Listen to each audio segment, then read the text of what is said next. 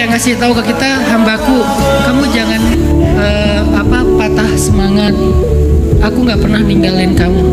Hambaku, kamu jangan pundung. Aku nggak pernah marah sama kamu. Hambaku, kamu jangan nyerah.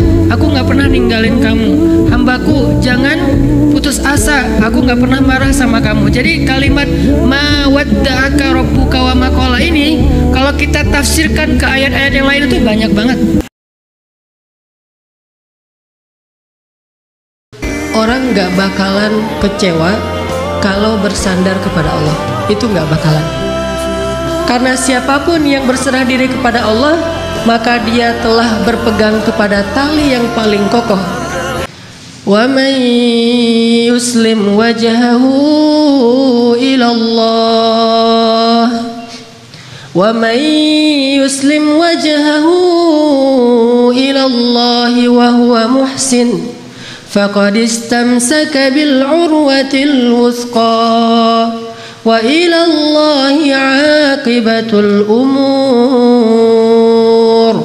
Siapa yang menyerahkan dirinya kepada Allah dan dia senantiasa berbuat baik, maka sesungguhnya dia telah berpegang kepada tali yang paling kokoh, dan kepada Allah segala urusan dikembalikan.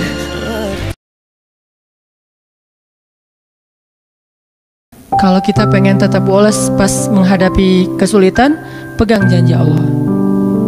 Makin kita kuat pegang janji Allah, diuji, kita makin pasrah sama Allah. Ya Allah, saya kan yakin sama Engkau memegang janjimu. Ketika diuji, saya berharapnya balasan dari Allah, pertolongan dari Allah.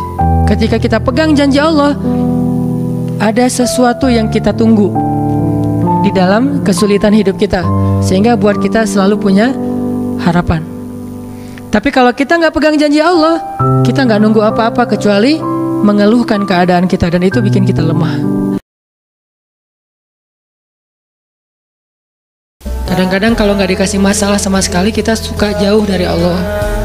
Kan Allah kangen. Di antara hadis kangennya Allah kepada kita tuh, Allah kalau kangen kepada hambanya, dikasih ujian. Hamba yang kayak gimana? Hamba yang kalau nggak dikasih ujian nggak deket sama Allah.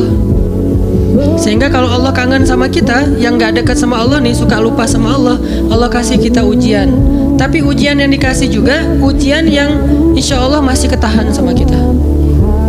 Karena Allah nggak mau ngasih kita ujian yang mencelakai kita. Kalau itu terjadi namanya bukan ujian, tapi namanya azab. Dan insya Allah orang beriman nggak dapat itu. Allah nggak pernah marah kepada hamba-hambanya. Salah satunya, Qul ya ibadiyalladzina asrafu ala anfusihim. Ini bukti kalau Allah nggak pernah marah. Kita udah banyak dosa, asrafu ala anfusihim, yang dosanya itu udah nggak kehitung, dosanya itu udah kelewat batas, dosanya itu udah berlebih daripada yang normal orang lain lakuin. Tapi ini sengaja dosa besar berulang-ulang dalam waktu yang cukup lama, bertahun-tahun. Itu namanya asrafu ala anfusihim, udah melampaui batas. Udah segitunya kita ke Allah, Allah masih manggil kita ya ibadi, wahai hambaku. Itu bukti kalau Allah itu wa ma qala, gak benci sama kita. Allah tuh gak pernah benci sama kita.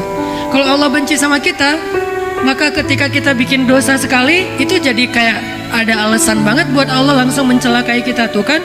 Jadi bukan saya loh ya yang zalim, dia emang kayak gitu, pantas dibinasain, langsung dibinasain. Kalau Allah udah kayak ada masalah pribadi gitu sama kita. Sehingga kalau orang udah sukses melatih al-unsu billah, berduaan dengan Allah, dia mau kemana aja nggak gampang baperan ketika ditinggalkan orang lain, ketika dicuekin, ketika diabaikan, ketika. Enggak, kenapa? La tahzan, innallah ma'ana. Gak usah khawatir, gak usah sedih, ada Allah. Itu gak akan berasa teman-teman, kalau Allah itu gak berarti dalam diri kita.